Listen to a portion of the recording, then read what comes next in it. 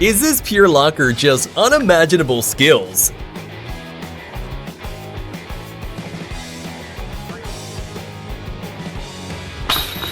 Professional motorcyclist Gary Rothwell did an unbelievable stunt where he dragged himself behind a motorcycle using titanium sole boots.